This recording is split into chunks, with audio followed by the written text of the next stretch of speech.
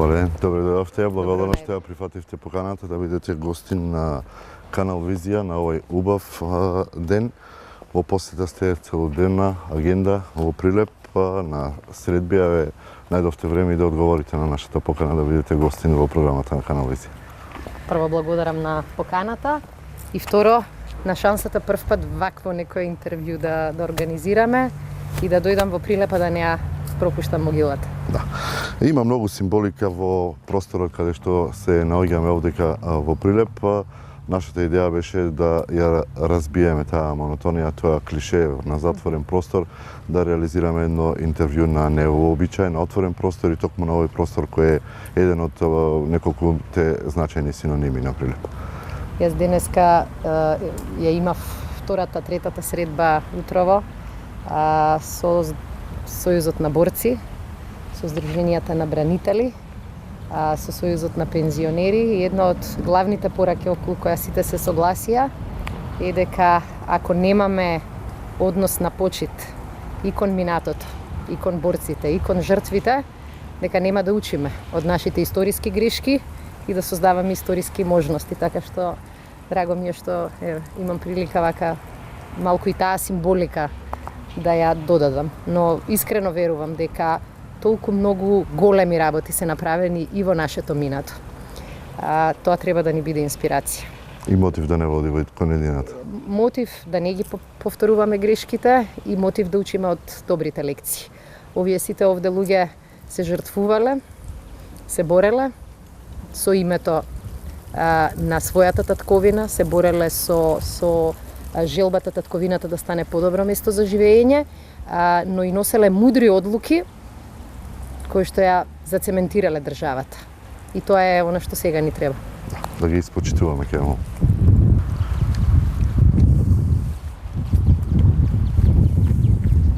Прилеп дал 10 народни херои и одликуван од поранешниот претседателот на Југославија Јосип Брз Тито, град со орден народен херој. Борците од народно-ослободителната борба, партизаните, како биле свесни дека е таа врска со Илинден, да. Првиот и вториот, и дека така се зацврстува државност. Многу символики поврзани. Паркот на револуцијата и могилата на неповедените се еден од најзначајните синоними, обележја на Прилеп за сето она што Прилеп го дал како свој придонес во Втората светска војна. Овој комплекс години наназад се ревитализира, се доби многу содржини и едно од попосетуваните и пријатни места за граѓаните и за сите добронамерници и гости, туристи, посетители на Прилеп.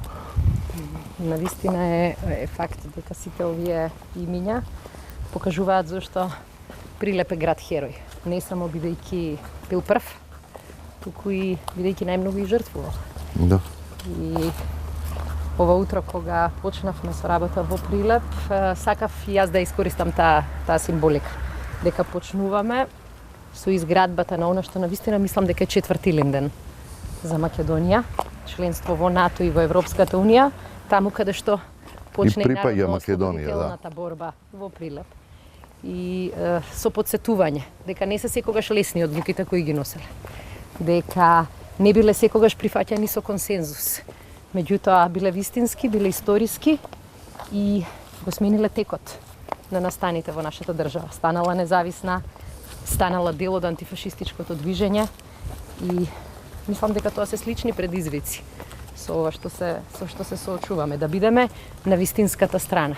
За една држава како Македонија со 2 милиона народ, со предизвици во тежок регион, мислам дека членството во НАТО е на вистина оној ден Д кој вековно ќе ја стабилизира, кој ќе ги стави сите дилеми во поглед на граници, во поглед на иднина настрана, ќе ги реши и ќе каже на македонските граѓани, ама и на светот. Тоа е, таа е и ќе биде дел од прогресивната светска историја. Ова е момент да се судбински, рековте и сама во одговорот на едно од претходните прашања, многу символики, многу поврзаности на ова е можеби тој четврти Илинден периодот кој што се наоѓаме сега. Тие луѓе се бореле за своите идеали. Ова е моментот кој што сега треба треба ние да покажеме на идните поколенија, на оваа сегашна младина, на сите структури во државата, со свој личен пример, да се избориме за Европска Македонија, за европска иднина на Македонија. Дел од успехот на партизаните, на овие сите жртви од Прилеп и од цела Македонија, е што биле на вистинската страна. Ова не било само наша битка за ослободување, наша битка за формирање на држава, туку била и дел од антифашистичката коалиција. И заради тоа што биле дел од нешто поголемо, нивниот успех е поголем. Моите родители го имаа референдумот за независност. Но сега е моментот кога го дефинираме курсот каде ќе се движи Македонија. Мене на последниот самит во Брисел на НАТО ми беше позитивно тоа што ја добивме поканата за НАТО. И сите, верувајте, секој што беше член на делегација почувствува нешто, дека се случува, се прави историја. Но ми беше помалку мака кога видов дел од државите со кои заедно сме работеле, заедно сме почнале. Тие се во салата. Тие носат одлуки и за нас. Да. А ние чекаме и зависиме од некои други. А бевме два чекори пред нив. Ние бевме пред Албанија и Хрватска. Во членството со Европската унија очекувавме некој максимум една година после Хрватска да влеземе, а сега одеднаш Црна Гора е пред нас, влезена во НАТО, преговара со Европската унија. Чувствувам и ја една нестрпливост да го надокнадиме пропуштеното време. 10 години се можда кратки во историјата. Во нашиот живот тие се цела декада. Ненадоместливи. И сега не треба бавно да почнуваме, сега ни треба спринт. И мислам дека еден од чекорите на тој спринт навистина е референдумот на 30 септември и одлуките кои ќе ги донесеме. Продолжуваме на стратешкиот пат или продолжуваме во изолација. 8 септември и 30 септември. Два судбоносни, според многу нешта, датуми во македонската историја. Ја чека Македонија фотофиниш. Јас се сеќавам на деновите пред 8 септември, имав веќе право на глас, учествував на референдумот и тогаш имаше дилеми. Ке се сетите вие дека поранишниот председател Глигоров беше обвинуван и за миролюбивото заминување од Југословенската федерација и за договорот со ЈНА, со кој се избегнаа било какви човечки жртви. Неговото визионерство се потврди. Неговото визионерство да влезе Македонија во Обединетите нации денеска ни е адут. Да. Македонија се етаблираше како држава која е равноправна со целиот свет. Но сега имаме ние наши прашања на кои треба да дадеме одговор. Истите луѓе и партии кои тогаш го критикуваа Глигоров, денеска велат ајде да ја чуваме привремената референца. Не е работата да каскаме зад времето. Задачата на избраните политичари е да бидат пред времето, да ја донесат вистинската одлука во дадениот момент. И затоа можеби ќе се испостави дека овој август, септември, октомври се месеците кои што ќе дефинираат македонската историја. Од 2 август, 11 октомври, потоа повторно 2 август, 8 септември и сега овој ден на љубов, вера и надеж. Да имаме и љубов за татковината, ама и верба и надеж дека може да биде подобре. Да, и надеж во иднината.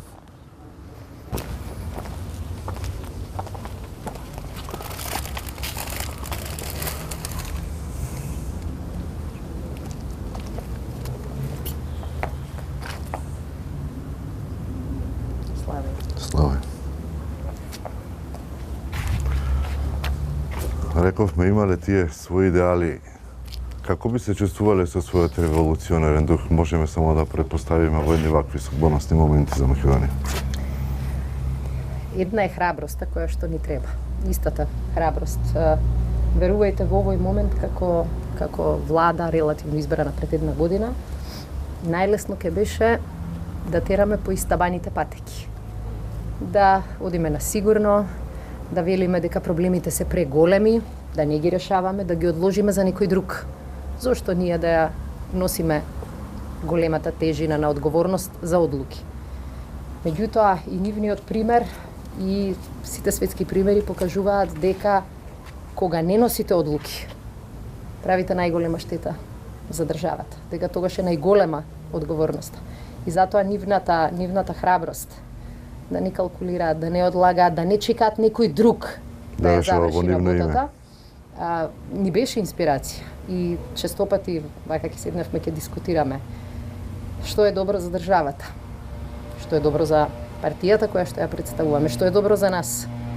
И кога ги ставивме на различни страни на вагата, да, за нас како партија, како луѓе, најлесно ќе беше да избегнуваме одговорност. Но државата ќе ја платише големата цена. 10 години плаќаме цена на одлагање, на задоволство само да се биде на власт. Јас навистина мислам дека граѓаните бираат за да ги решите проблемите, а не ве бираат за да останете 10 години на власт. И требаат на Македонија храбри одлуки, и требаат одлуки, и требаат ставови. Денеска јас прифаќам и поинаков став од мојот, апсолутно. Секој има легитимно право. Меѓутоа, од другата страна, ние практично имаме поединци и опозиција, чиј што став е да нема став. И тоа покажува дека имаме вистинската одлука. Оти да ги има аргументите, да има решеност, да беа сигурни во себе, ќе излезе и ќе има некаков став и ќе го бранеа ставот. Се кријат, бегаат од изјави, бегаат од одлуки и кажуваат како велат оние малку и народни мудрости, во вторник ќе донесам одлука, на 7, на 10, на 30. Државата ние овде затоа што се трудевме да ја бутнеме одговорноста, се трудеа да ја преселат одговорноста на туѓа адреса, а на Македонија и требаат решенија. И ние со сета одговорност сме сигурни дека ќе се видиме и по 5 и по 10 години и како што сега велиме визионерството ете и на Глигоров, сега ќе се подсетуваме дека македонските граѓани се покажале исто така визионери. Госпожа Шекеринска, предлагам разговорот да го продолжиме онаму каде што застанавте со одговорот на претходното прашање околу ставот на опозицијата практично точно еден месец пред референдумот. За сега ВМРО ДПМН и председателот Христијан Мицковски се уште немаат дефинитивно изграден став дали ќе излезат и ќе гласаат или ќе го бойкотираат референдумот на 30 септември. Немањето став од страна на ВМРО ДПМН и тоа веќе подолг временски период покажува дека и опозицијата е свесна дека нема што да понуди како алтернатива.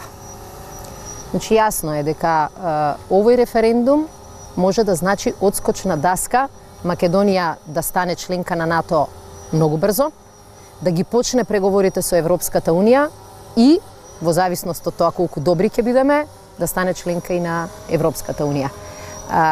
Оние кои што го критикуваат договорот, оние кои што велат дека треба да се гласа против или да не се гласа на референдумот, во ниеден момент не излегоа со алтернатива. Знаеме против што се, не знаеме за што се. Тоа малку наликува на ситуацијата во Велика Британија, кога една група на политичари се залагаа Велика Британија да излезе од Унијата, ама не објаснија што потоа. И денеска голем дел од граѓаните кои што гласаа на референдумот да ја напуштат Европската Унија, денеска се чувствуваат излажани и изманипулирани. Затоа што Велика Британија и економски и политички веќе плаќа цена. Си заминуваат фирми, се губат работни места, се забавува економијата. Мислам дека ние како мала држава во развој не смееме да си го дозволиме луксузот да имаме критика, ама да не знаеме што е алтернативата. И затоа и ние неколку пати го повикавме ВМРО ДПМН, го повикавме Мицковски да излезат и да кажат не против што се, туку за што се. Она што сега го нудат е практично истото она што го гледавме 10 години. 10 години изолација, 10 години изгубени шанси. Додека другите не претекнуваа, ние тапкавме во место. И затоа сметаме дека е тоа многу неодговорен став. Да има алтернатива, до сега ќе ја понудеа. И затоа граѓаните, мислам дека на 30 септември ќе излезат заради тоа што сакаат Македонија да ја видат како европска земја со гаранциите за безбедност кои што ги нуди НАТО. И мислам дека станува јасно дека референдумот воопшто не е за среќа партиска операција. Тој не е партиска работа. Јас разговарам и со луѓе блиски и високо позиционирани и во ВМРО ДПМНЕ, кои што многу отворено зборуваат дека ова шанса која не смее да се испушти, дека Македонија без членство во НАТО и во Европската Унија не може да се надева на напредок кој што е потребен и дека не сме да ја направиме грешката. Убедена сум дека и голем дел и од поддржувачите на опозицијата, бидејќи ова не е партиска работа, ова е практично не се избори, туку е избор. Дали сакаме интегрирана Македонија или ја сакаме Македонија како изолирано место на Балканот. Убедена сум дека мнозинството граѓани ќе го направат тој избор. Еден од ретките, ако не единствениот, кој што рековме на точно месец дена пред одржувањето на референдумот, се уште нема изградено свој став, барем и во јавноста, е токму и претседателот Иванов. Го чувме на Илинден токму неговото мислење и пораките што ги упати од мечкикаме во поглед на договорот од Преспа, меѓутоа кога е во прашање референдумот, досега јавноста немала можност да го чуе неговиот став. Во време на одржување на референдумот ќе биде на Генералното собрание во Њујорк. Има обраќање, ако не се лажам, на 27, а референдумот е на 30. 10 години Иванов е прв човек во оваа држава, претседател на државата. 10 години граѓаните го имаат како прв одговорен да ги решава овие проблеми. И тој 10 години не успеа да постигне подобар договор од договорот во Преспа. Договорот не е идеален, како што ниту еден компромис не е идеален. Меѓутоа, договорот ни овозможува да го решиме нашиот голем проблем. А тоа е затворените врати и во ЕУ, и во НАТО, а при тоа да ни го зацврсти нашиот идентитет со силна и јасна дефиниција. Македонскиот јазик да биде официјален јазик на Европската Унија. Македонскиот јазик да биде јазик кој ќе го цитира НАТО алијансата. Македонците да го имаат идентитетот кој никој нема да им го оспорува. 10 години Иванов тоа не им го обезбеди на граѓаните. И жалам што е тоа така и што повторно на крајот на својот мандат тој избира на погрешна адреса да ја води политиката. Наместо да се труди на Македонија вистински да и ги отвори вратите. Сите овие и опозицијата делумно и Иванов, фокусот за жал во изминативе година и половина им беше на друго место. Амнестија и ослободување на одредени поранешни функционери за сериозен, обвинети за сериозен криминал. И сега пазете, таа една мала структура реши дека тие луѓе кои што ја злоупотребиле својата власт се поважни отколку интересите на 2 милиони граѓани на Македонија и интересите на Македонија. За нас тоа беше неприфатливо. Иначе, ако сакавме да тераме партиски интереси, верувајте, ќе прифатевме уцената на ВМРО ДПМНЕ, ќе им гарантиравме некаков тип на амнестија за нивните први луѓе во замена за поддршка на референдумот. Но знаете како, ќе направите одредена отстапка со принципите, која што во еден момент ќе ви помогне, ама следниот ден ќе ви стои како камен околу вратот. Граѓаните посакуваат членство во НАТО и ЕУ и заради тоа што мислат дека тие значат повеќе правда. Дека секој граѓанин, вклучително и тие кои извршуваат највисоки функции, се еднакво одговорни пред законите. Ако тоа не успееме да го обезбедиме, ако тој впечаток не успееме да го промениме, ако таа реалност не стане и македонска реалност, сега е европска, џабе ќе ни бидат сите овие процеси.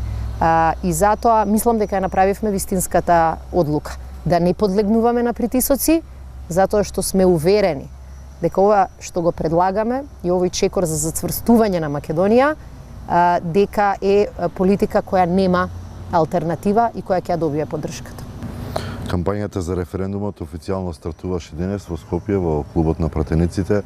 Владата најави своја кампања, практично кампањата ќе ја води собранието. Какви се плановите? Каква кампања може да очекуваат македонските граѓани? Еве денес сте овде во Прилеп. Што владата може да вети на македонските граѓани? Која е иднината? Зошто со една таква логистика и поддршка практично и Европската унија на вчерашната промоција на незината кампања беше речено дека во наредниот период македонските граѓани може да очекуваат поддршка од 150 милиони евра. Кампањата официјална почна во Скопје. За мене кампањата на референдумот почна во Прилеп. И од тие причини. Едно е за корените, а друго е затоа што да се подсетиме дека сите почетоци се тешки и дека и во име на таа историја сега мора да ги носиме вистинските одлуки. Владата ќе води кампања, политичките партии ќе водат кампања, граѓаните ќе водат кампања. Нашата цел ќе биде да ја зборуваме вистината. Да не тераме партиска политика, затоа сите средства ќе ги користи собранието. Тие нема да бидат пари кои ќе им се даваат на пратениците, туку пари со кои што ќе се обезбеди финансирање на кампањата за информирање на јавноста и тоа во зависност од тоа како ќе одлучуваат пратеничките групи, тоест пратениците. Јас кампањата сакам да кажам дека ќе биде кампања заснована на факти, но и кампања која што ќе ги покаже нашите емоции. Дека сите ние, особено македонци во Република Македонија, знаеме колку неправди истрпела нашата татковина. Затоа секогаш сме имале повеќе проблеми и во тек на Илинденското востание, и во текот на народно-ослободителната борба, и во текот на независноста, од многу други. Таква ни била судбината. Меѓутоа, затоа не смееме грешки да си дозволуваме. И делот од кампањата која што ќе се однесува на фактите е многу јасна. Погледнете ги само нашите млади. За жал, во изминативе 10 години, огромен број заминаа од државата.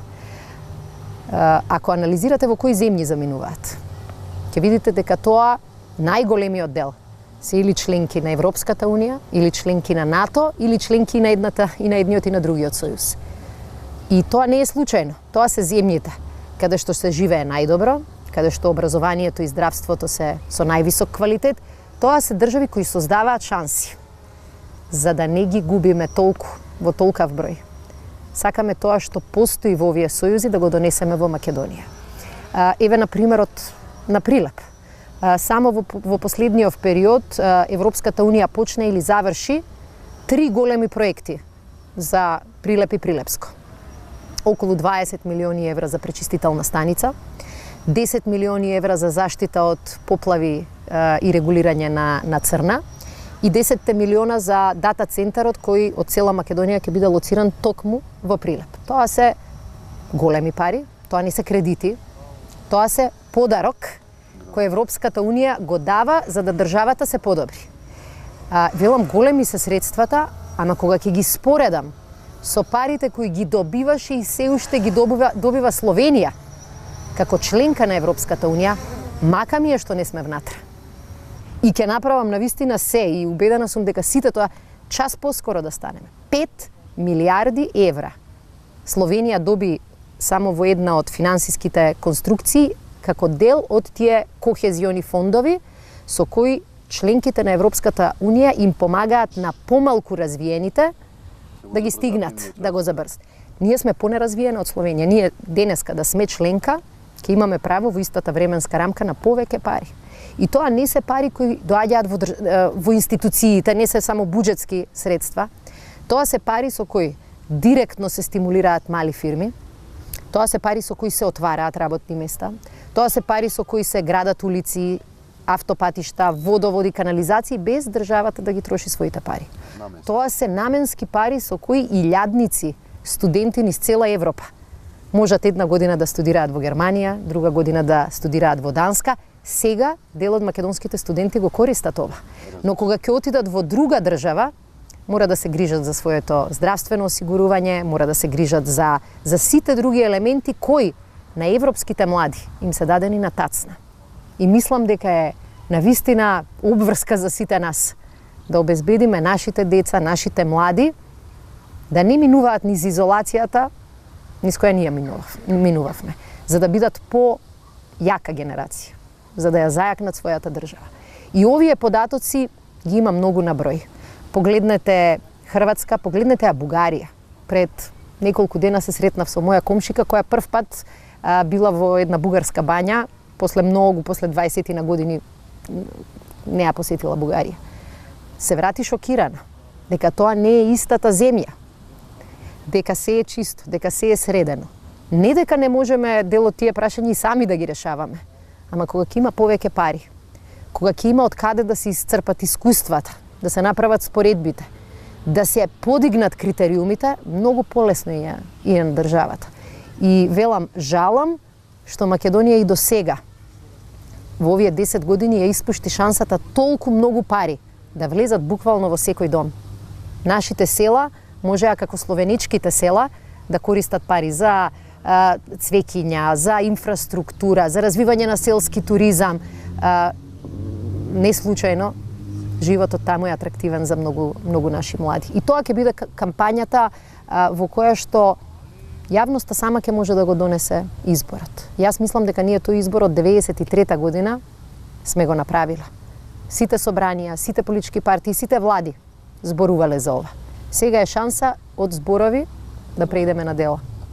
Дали ве изненадија резултатите што ги објави Американскиот републикански институт со вчерашната анкета? Сите параметри зборуваат за раст на позитивното мислење и кога е во прашање членството на Европската унија, кое никогаш не било спорно, во НАТО, дури можеби за вас изненадувачки поддршката за членството под името кое што беше договорено со договорот во Преспа. Граѓаните се уморни од изговори и проблеми кои тлеат, а не се решават. И тоа се гледа во анкетите. Сите и на анкетите и на фокус групите велат, жалиме што нашава татковина беше доведена во ваква ситуација. И нам ни е тешко. И сите ние сакавме, ако може да немаме такво отворено прашање со Грција, или Грција да беше подобар сосед, па да не го користеше тоа прашање како причина за вето. Животот кон Македонија честопати бил неправеден. Ама ако плачеш и се жалиш, ништо нема да решиш. И она што се гледа во анкетата е дека и луѓето кои имаат и забелешки, критики, како и сите ние, велат аман. Дајте да го решиме и дајте да се сконцентрираме на тоа што значи секојдневен живот, секојдневни проблеми, да ги решаваме и Македонија малку да ја отвориме кон светот. Македонија имаше моменти кога беше прва во регионот, дојдоа моменти кога станавме последни. Во регионот ќе се решаваат и се уште се решаваат тешки прашања. Многу подобро е да ја следиме таа разврска како обезбедена членка на НАТО. Многу подобро е ако паралелно со сето тоа ги водиме преговорите со Европската унија. Затоа што преговорите нема да бидат лесни, но за сите граѓани ќе бидат добри. Од нас ќе бараат функционирање на правдата, функционирање на институциите, честна работа, институции кои што кажуваат каде ги трошат парите, а не ги кријат. Сето тоа може да ги направи граѓаните посилни. А политичарите ќе треба да размислат два пати пред да направат нешто неодговорно. Поодговорни, да. За крај од ова интервју и вашето гостување на програмата на Каналвизија и прашање околу вашиот ресор, Министерството за одбрана, најавивте бројни реформи, распишувате огласи за прием на доброволци во армијата, се испраќаат штабни офицери во мисиите каде што учествува македонската армија, постојано има македонски војници во контингентите на НАТО. Како сте задоволни од сите овие процеси во кои што ја зафаќаат армијата? После ноеве американски и црногорски војници вежбаа на полигонот на Криволак. Членството во НАТО за сите граѓани е на некој начин печат дека Македонија ќе ја биде, дека границите никој нема да ги загрози, дека стабилноста ни е гарантирана. Членството во НАТО и така наречениот член 5 значи дека било каков напад врз Македонија значи напад на Соединетите Американски држави, на Германија, на Франција, на сите најмоćни и воено и политички земји. Но не е само тоа во услови на криза. Јас ќе споделам едно искуство 2016 кога беше големата поплава и трагедија во Стајковци во Скопје. Екипи и на КФОР на НАТО од Косово дојдоа и помогнаа на нашата војска да се справи со последиците. Кога ги имавме проблемите со пожарите и војските од околните држави се понудија. Но ако бевме во НАТО, тоа ќе беше процес кој што ќе беше по автоматизам и кој што ќе беше многу подобро искоординиран, лесен и со повеќе ефекти. Меѓутоа, значи граѓаните се свесни дека тоа е добро за државата. Меѓутоа, ако некој е првиот кој што ќе профитира од нашето членство во НАТО, дефинитивно тоа се припадниците на армијата на Република Македонија. Оваа година и заради нашите амбиции за НАТО го зголемивме буџетот во одбраната 15%. Тоа ни овозможи 10% зголемување на платите на сите припадници во армијата. Ни овозможија тие пари и исполнување на сите обврски од колективниот договор, кои што долги години не се исполнувале. Тоа ни овозможи од 1 јули оваа година за секоја стража, дежурство, да исплаќаме дневници на припадниците на АРМА. Граѓаните на Македонија ја почитуваат, ценат највеќе армијата на Република Македонија. Но како што паѓале буџетите во одбрана, така и се намалувала грижата на државата кон војниците и кон офицерите. Тоа го променивме. И секоја година зголемените пари врзани со нашето НАТО членство не значат пари кои ќе одат во Брисел, тоа се пари кои ќе одат во нашата армија. И убедена сум дека тоа ќе гарантира и поквалитетна армија, позадоволни припадници, но тоа ќе гарантира и побезбедна држава.